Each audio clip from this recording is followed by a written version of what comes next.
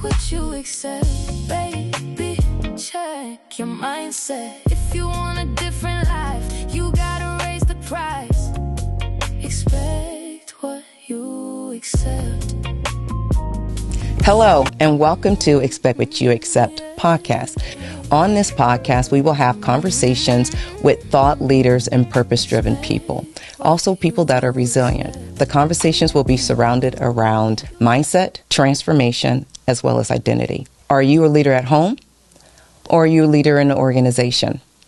Well, you're in the right place. Today's guest is the definition of a purpose-driven leader.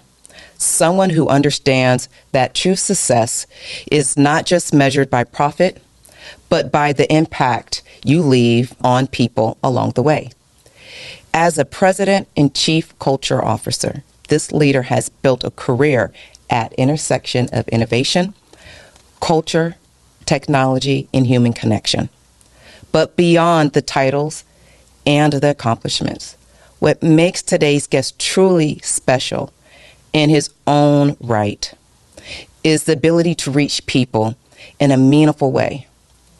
He is unselfish. He has a kind spirit and a leader who pours into others, challenges people to grow, and inspires them to become the best versions of themselves, personally and professionally. In a world where many lead for recognition, he does not. He leads with purpose, authenticity, and heart. Please help me welcome in Derek Lundsten. Hi.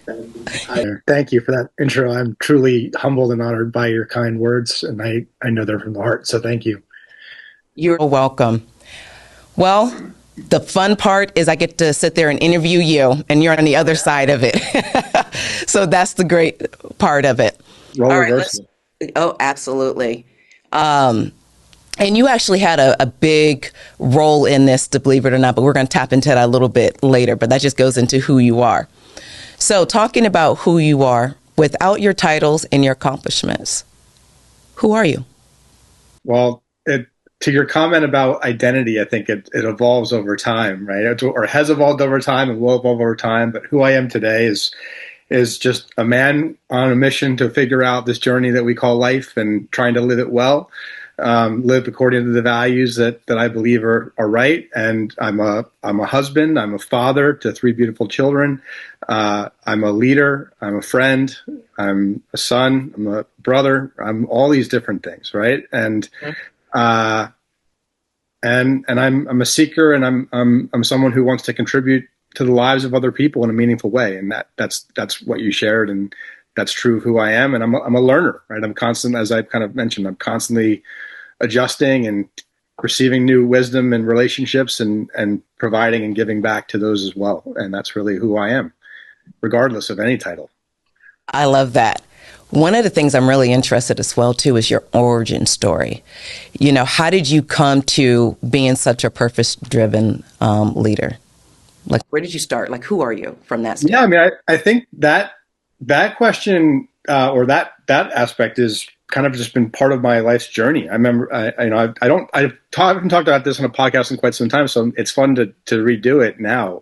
It's been a few years, but I was asking kind of what the purpose of my life was at the age of 7. I don't know why that is the case, but I remember vividly being in my childhood bedroom and asking myself, like, why am I here, right? And what's the purpose of all this, and what am I supposed to do? And I've just been a seeker since a very young age, and also, I would say, aware just of my presence in the world and of so many different souls that are on this experience, right, of life. And so I've been pursuing that through different means, you know, throughout my life and in different formats.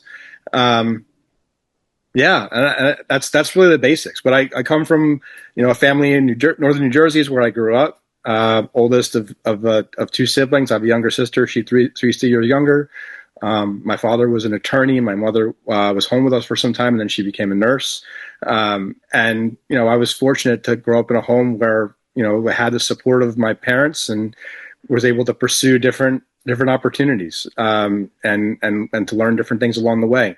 And I have had amazing grandparents that had fascinating stories on their journey. And I'd say from a young age, I was very empathic to people's emotions and maybe even spiritual elements of that. I don't know, but I've always been very tapped into kind of connecting to people on a much deeper level and experiencing things in a very, deep way. And so it's been part of my path. So. It is you touched on a couple of parts about you being an empath. And I'm very much one as well, too. And it's really interesting you very much are an empath. You definitely feel in deep, but you have a way of silently having people show up. And I'm thinking about a recent incident that took place just at dinner, that you don't say it, but you encourage it, right? And helping people get out of their own way and, be able to grow and shine and do certain things. Who pours into you? Where is that coming from? Great question. I mean, I think to that point, I as I mentioned, I receive fuel and wisdom from everybody I interact with in different ways, and I really make a point that is a two-way exchange. That it's a reciprocity of fueling, right? That I am pouring into people my energy, but I'm also learning from and receiving support in different ways from other people. But I as I've gotten older, I spend much more time in gratitude of some solitude, right? I have obviously a very active life with my family, and also with building a company with so many people who are,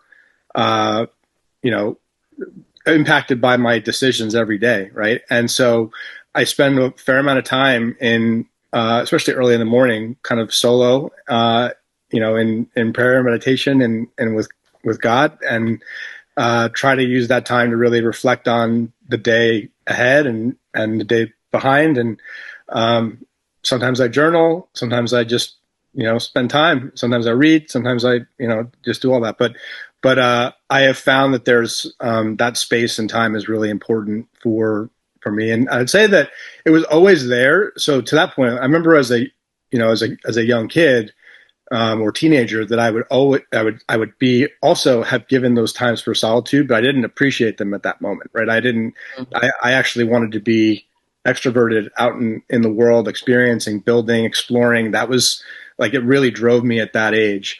And I did not want to be alone. And then as I've gotten older, I've really I really savor that now. And I really able to balance between, kind of that extroverted, introverted experience, and can play in both of those environments, right? And be really comfortable in that. And I think that's just a sense of peace that I've developed along the way, right? And to your point, and we've talked a bit about this before, Dee, but I mean, there was a time in my career it was very much about striving and achievement and competition and winning and being the best. And then at some point, in my mid-20s, it really shifted into purpose and contribution and service. And I feel like I've been blessed that I had that happen young in my life and my work, right? I mean, I remember talking to coaches and mentors at that point in my life, and a lot of people don't have those experiences really happen until they're in their 50s or 60s, right? And I consider myself, for whatever reason, really fortunate that I had that awakening or realization or insight at just, again, maybe because I had it really young and it kind of continued to refine itself through that process. But I have a lot of energy and a lot of, arguably, hopefully, a lot of time left to really continue to build through that vibration and intention, right? And so I feel like I'm in my kind of second or third, maybe about to have my third act, if you will, right? So yeah, it's interesting. There's a couple ways we can go with this, and sure. There's things. Go, I open, wherever you want.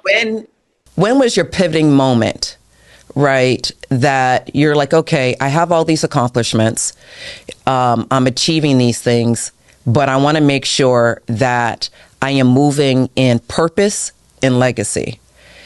What was the pivoting moment? And before we get to that point, let's actually define what, purpose means to you and legacy means to you.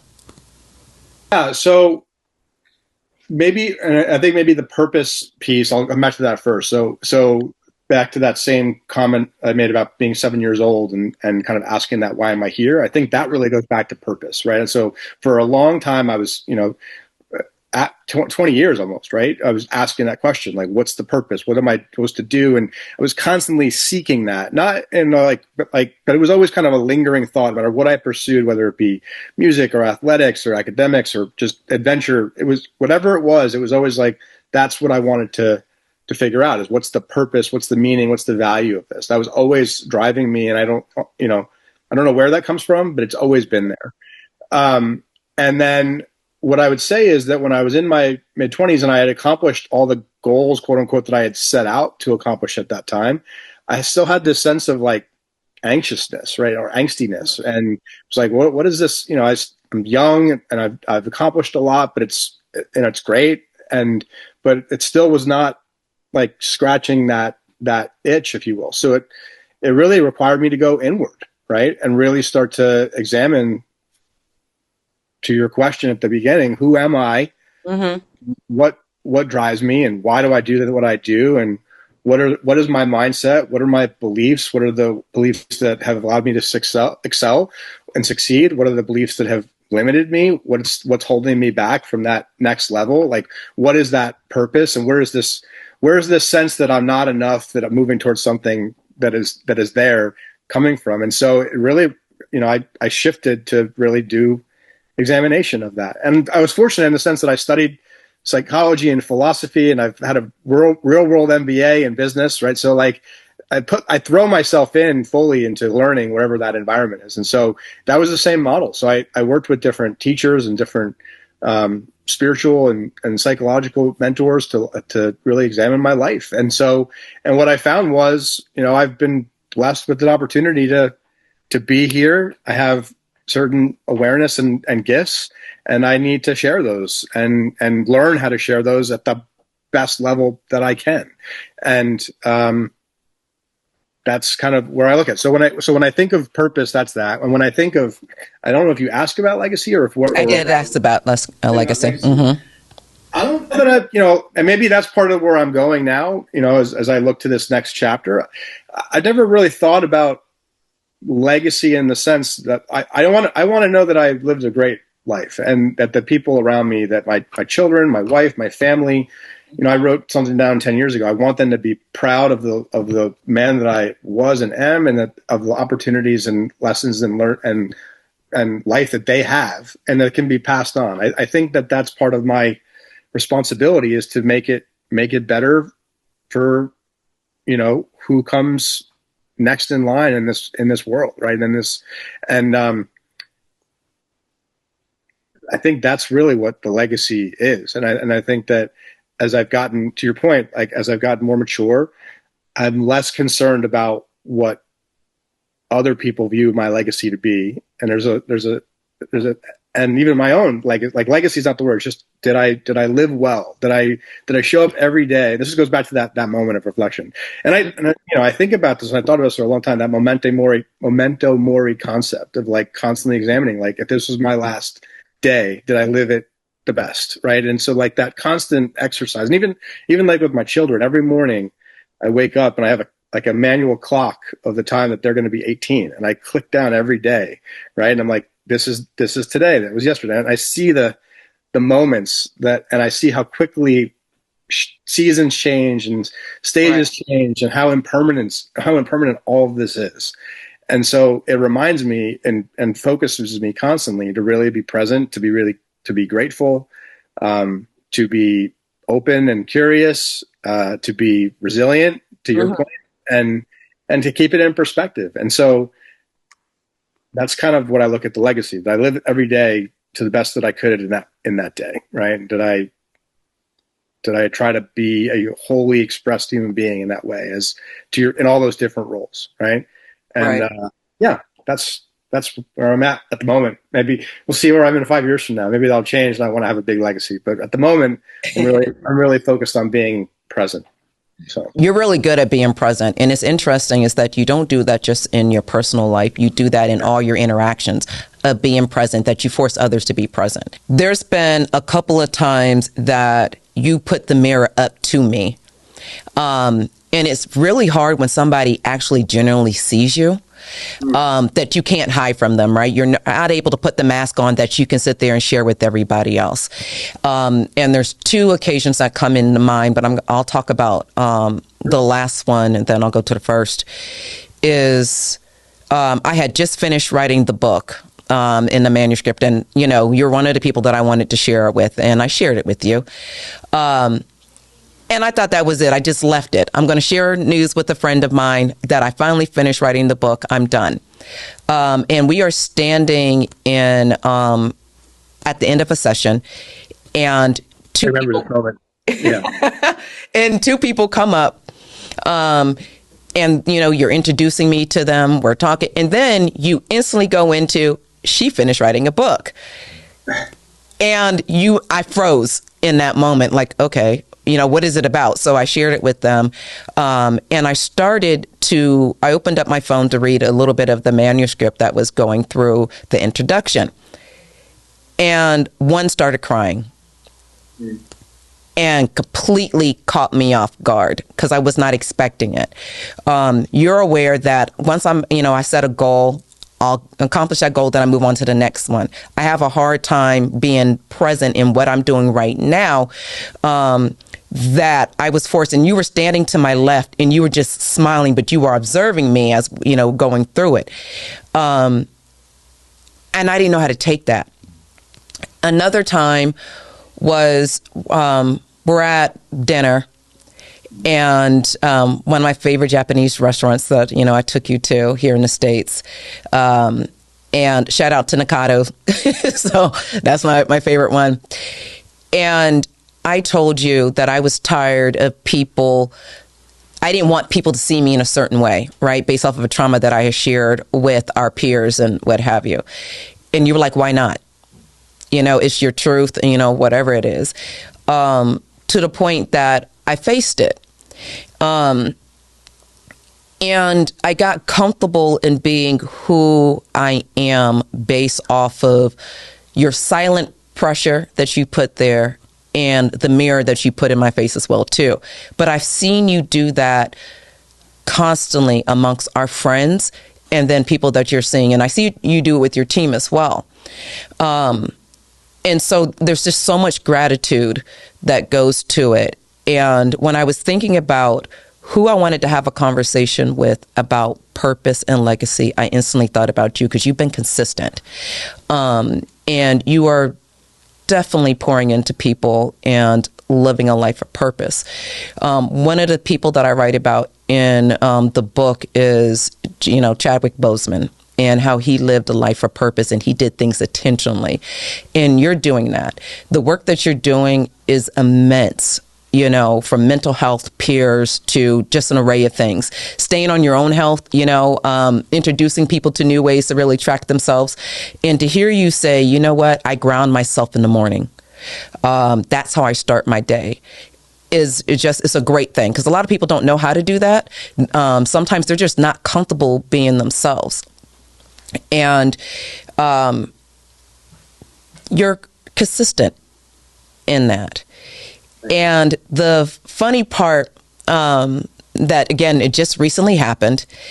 And for the audience, I was at a conference, and I wouldn't say I was shrieking, I was hiding.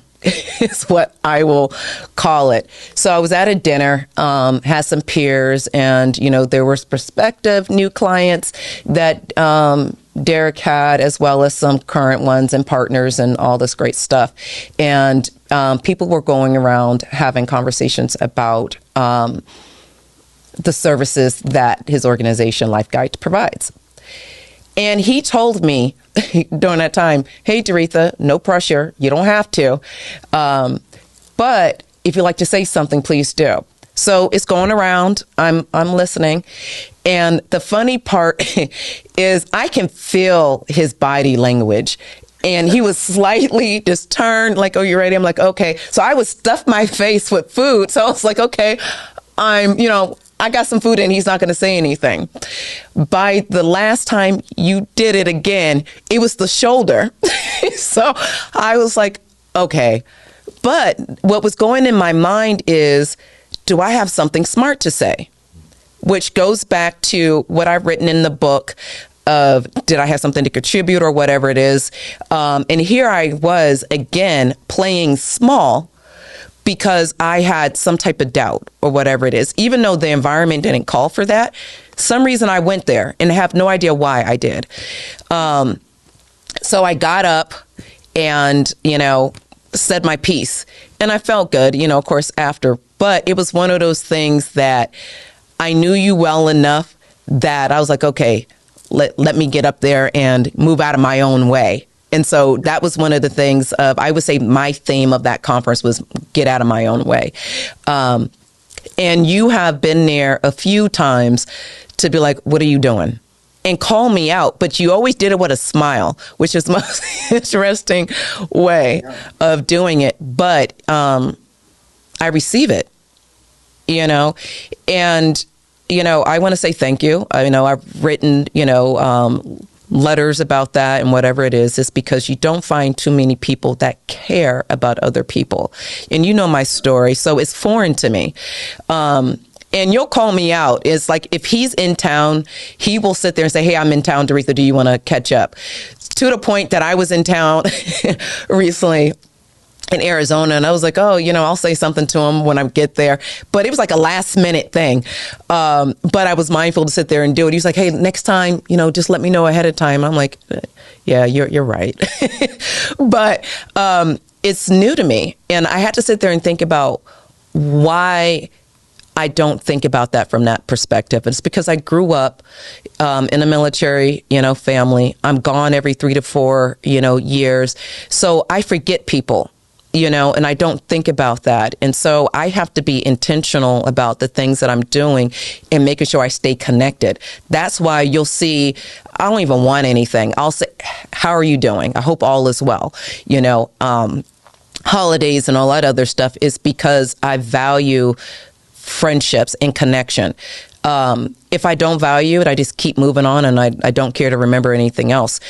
But it's not that many people that make such a big impact in my life, and you're one of those people. So thank you for that. Thank you. You're welcome, and thank you. Truly, and I think I think one of my gifts is seeing people seeing talent. Right, I actually see people who have talent, and I sometimes see people before they see themselves. I think that's one of the things that I've been blessed with, and so that's part of what I do here is to help people see that themselves and step into what they're meant to be here doing. So to share that sense of purpose, right? So if I'm asking that question, it's someone else is needing that answer. So that's part of what I do is shine that mirror, shine that light, and help people see themselves and see what they're meant to contribute and bring into the world. So I've always seen that for you, Dee. So thank you. And you're a connector. You selflessly just sit there and say, I know somebody. Do you want to connect? Did you have anybody that modeled that in your life?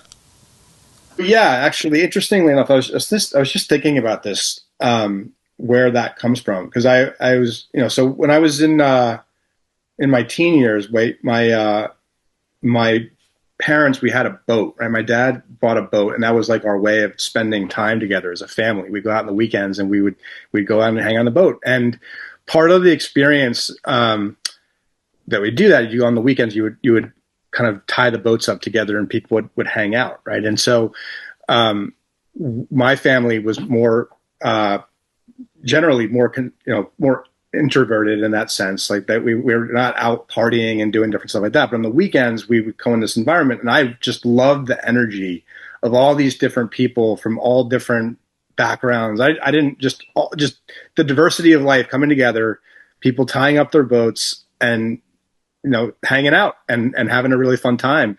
And I would watch, because again, back to the empathic piece, I would watch how different people would interact, and I would watch how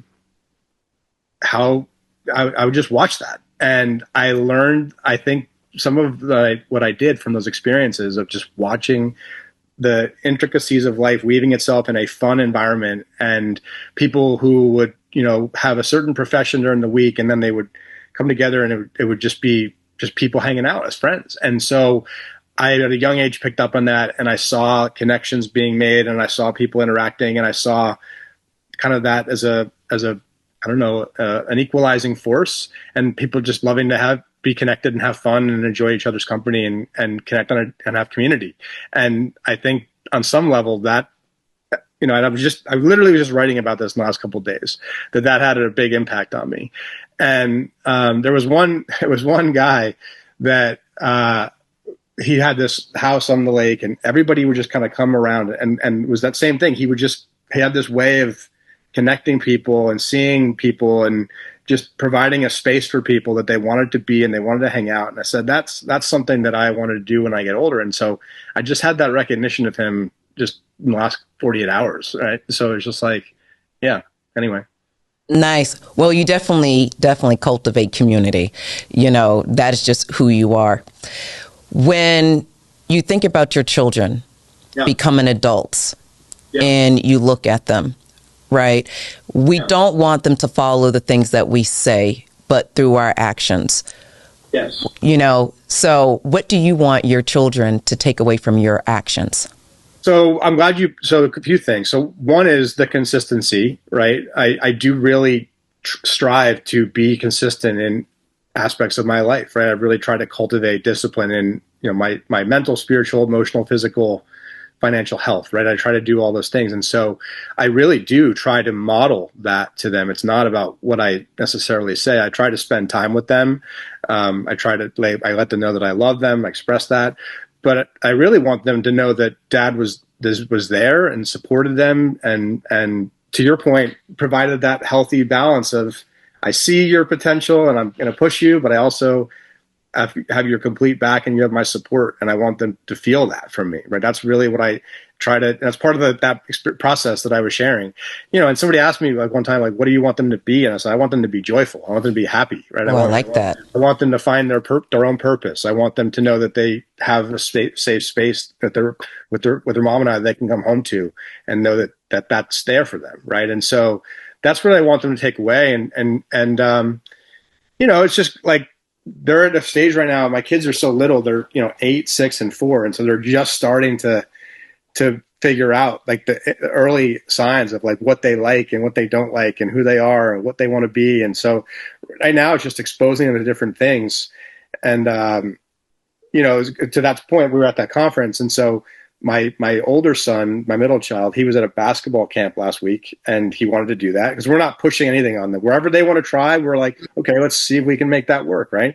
And so he went to this camp and he did really well. And the coach and Erin, my wife, went, and the coach was like, oh, he did great. And his credit was, I play a lot of basketball with my dad, right? And we just play out in the front yard. We just play, like just for fun. And like that was a big moment for him, just to know like that. Like he's just developing that just by us being around each other.